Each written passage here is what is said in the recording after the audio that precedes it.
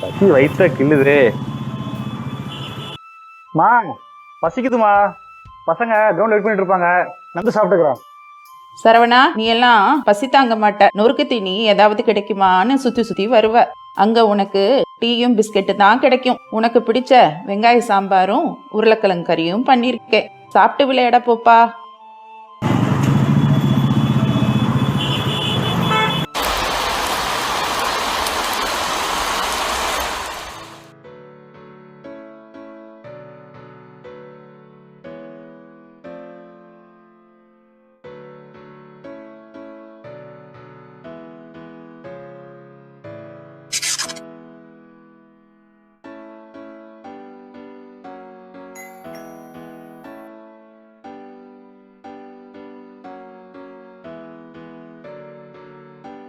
வாங்க வாங்க.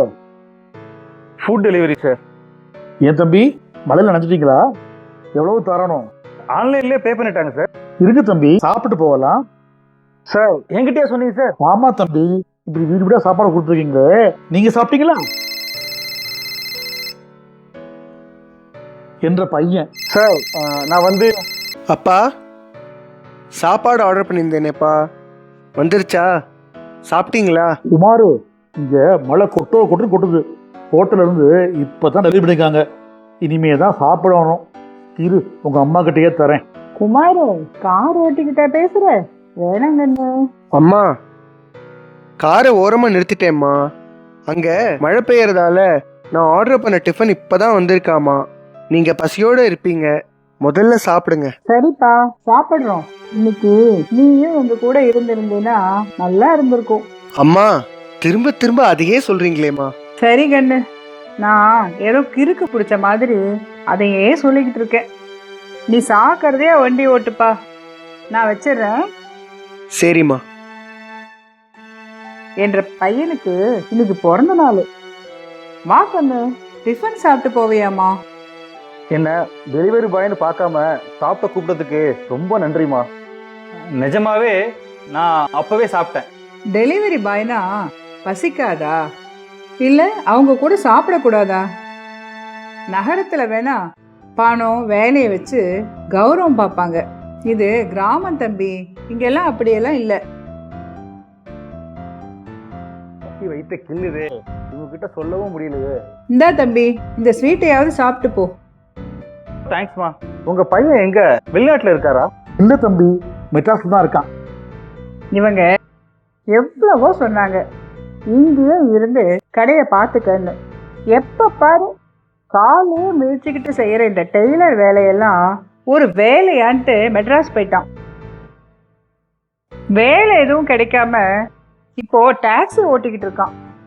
இந்த காலத்து பசங்க 4 எழுத்து படிச்சா ஆபீஸ்ல போய் வேலை செய்யறத தான் கௌரவமா நினைக்கிறாங்க. உடல் உழைப்ப கேவலமா நினைக்கிறாங்க. இத்த போய் தம்பி கிட்ட சொல்லிட்டு இருக்கியம்மா, அவனுக்கு குடிக்க தண்ணி கொண்டா. இருக்கட்டும் சார், எனக்கு அடுத்த டெலிவரிக்கு டைம் ஆச்சு, நான் கிளம்புறேன்.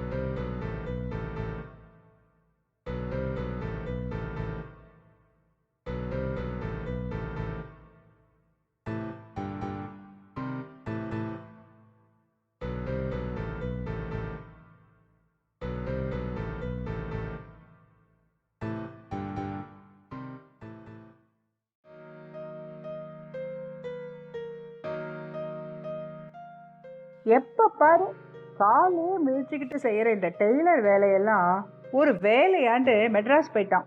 இப்போ டாக்ஸி ஓட்டுறானே, அதுல ஆக்சிலேட்டரையும் பிரேக்கையும் காலில் மிதிக்காம வேற எப்படி ஓட்டுறாராம்? டேய் சரவணா, அன்னைக்கு நீ என்ன சொன்ன? அவனை பத்தி பேச உனக்கு என்னடா அருகதை இருக்கு? அன்னைக்கு நீ என்ன சொன்ன?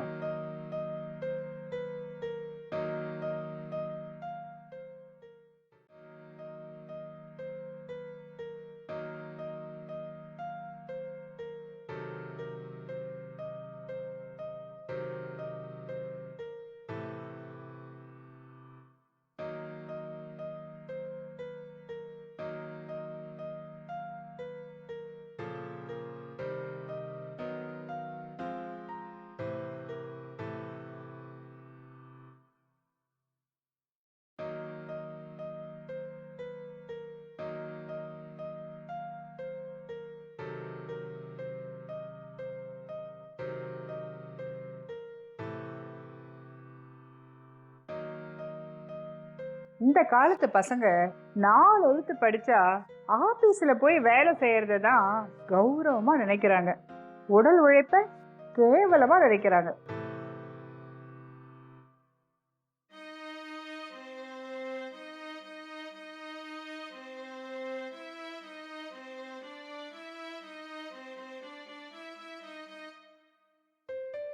ஆபீஸ்ல போய் வேலை செய்யறத தான் கௌரவமா நினைக்கிறாங்க.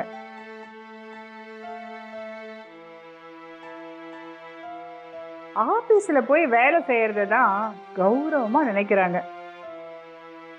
பிஇ படிச்சுட்டு டெலிவரி பாயா இருக்கேன். அதுக்கு நான் ஒன்றும் வெட்கப்படலையே. இன்னைக்கு உனக்கு வேற வேலை கிடைக்கல, அதனால நீ டெலிவரி பாயா இருக்க. நடிக்காத. அன்னைக்கு நீ என்ன சொன்ன?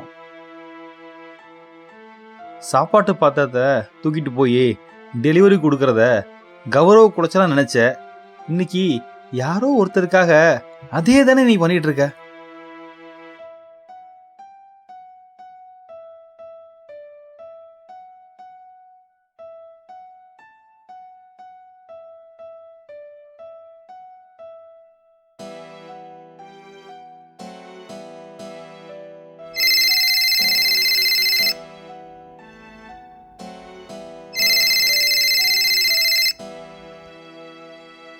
ஹலோ, ஏன் 2 நாளா பேசவே இல்லை? நான் கூப்பிட்டாலும் எடுக்க மாட்டேங்கிற.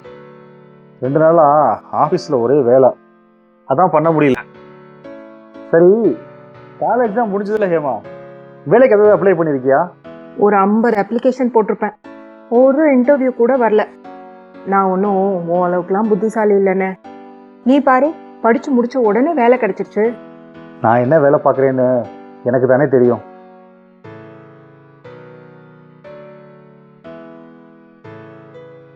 ஆபீஸ்ல லே ஆஃப் பண்ண போறாங்க. அந்த லிஸ்ட்ல என் பேர் இருக்கான். எனக்கு உடனே ஏதாவது வேலை வேணும், வாங்கி தர முடியுமா? ஃபுட் டெலிவரி வேலையா? என்னண்ணா பேசாம இருக்க? நான் முடிவு பண்ணிட்டேன். பாவம் அப்பாவும் அம்மாவும் சமையல் ஆர்டர் எடுத்து ரொம்ப கஷ்டப்படுறாங்க. அதனால வேலைக்கு எதுவும் போகாம இங்கே இருந்து அவங்களுக்கு ஹெல்ப் பண்ணலான்னு இருக்கேன். ஹேமா, சரவணக்கிட்டே பேசுற? போனை கொடு. 2 நாள் ஆச்சு நான் அவன்கிட்ட பேசவே இல்லை. அம்மா, சரவணா, எப்படிப்பா இருக்க? நான் நல்லா இருக்கேம்மா. நீங்கள் நல்லா இருக்கீங்களா? அப்பா நல்லா இருக்காங்களா? நல்லா இருக்கும் சரவணா. நீ நேரத்துக்கு சாப்பிட்றியா? நேரத்துக்கு தூங்குறியா? எத்தனை வேலை இருந்தாலும் உன் உடம்ப நீ தான் பார்த்துக்கணும். சரி, எப்போ ஊருக்கு வர? எப்போ வந்தாலும் அரை நாள் ஒரு நாள்ல ஊருக்கு திரும்பி போயிடுவ. இந்த தடவை வரும்போது 4 நாள் தங்குற மாதிரி லீவ் போட்டு வாப்பா. ஊருக்கே சமைச்சு போடுறேன், ஆனா உனக்கு வாய்க்கு ருசியா சமைச்சு போடலையேன்னு ரொம்ப வருத்தமா இருக்கு சரவணா. சரிம்மா, என் ஃபோனில் சார்ஜ் கம்மியாக இருக்கு, ஆஃப் ஆனாலும் ஆகிடும்.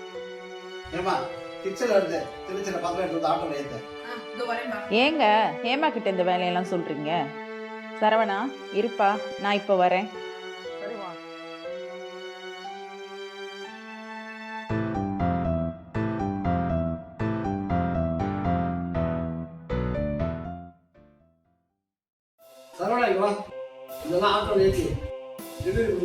அப்பா, டெஸ்ட்டுக்கு படிச்சுட்டு இருக்கேன்ப்பா. இன்னைக்கு காலேஜ் லீவு தானப்பா, போயிட்டு வாப்பா. அப்பா, எப்போ நீங்க தானே போவீங்க, இன்னைக்கு என்னைய போக சொல்றீங்க? சரவணா, இன்னைக்கு 3 ஆர்டர் வந்திருக்குப்பா. அப்பா வெளியில போனாங்கன்னா இங்க வேலையாகாது. நீ கொஞ்சம் போயிட்டு வாப்பா. மா, இந்த சாப்பாட்டு பாத்திரத்தெல்லாம் நான் தூக்கிட்டு போறத என் ஃப்ரெண்ட்ஸ் பார்த்தாங்கன்னா சிரிப்பாங்கம்மா. ப்ளீஸ்மா, நான் போகல. நான் போகலப்பா, நான் படிக்க போறேன். சரவணா, நீ படிச்சு முடிச்சுட்டு எங்களுக்கு ஒத்தாசையா இருப்பேன்னு நினைச்சேன். நீ என்னடான்னா? நான் நல்லா படிச்சு பெரிய ஆஃபீஸில் வேலை பார்ப்பேன். இந்த சமையல் செய்யறது, அதை தூக்கிட்டு போய் டெலிவரி கொடுக்கறது, இதெல்லாம் ஒரு வேலையாம்மா? டேய், நானும் உங்கள் அம்மாவும் அடுப்படியில் வெந்து அதில் வந்த காசில் தான் உள்ளேயும் ஏமாவையும் வளர்த்துருக்கோம். எந்த வேலை செஞ்சாலுமே கௌரவ குறைச்சல் இல்லை, அதை நியாயமாக செய்யணும். இதையெல்லாம் நீயே ஒரு நாள் புரிஞ்சுப்பேன்.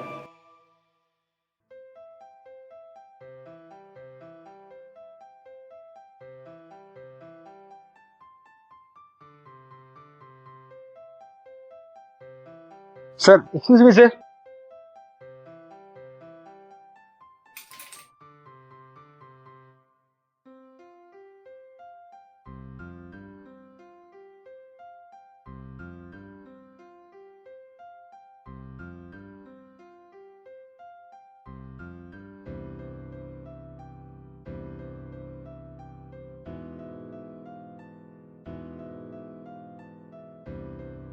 எந்த வேலை செஞ்சாலுமே கௌரவ குறைச்சல் இல்லை.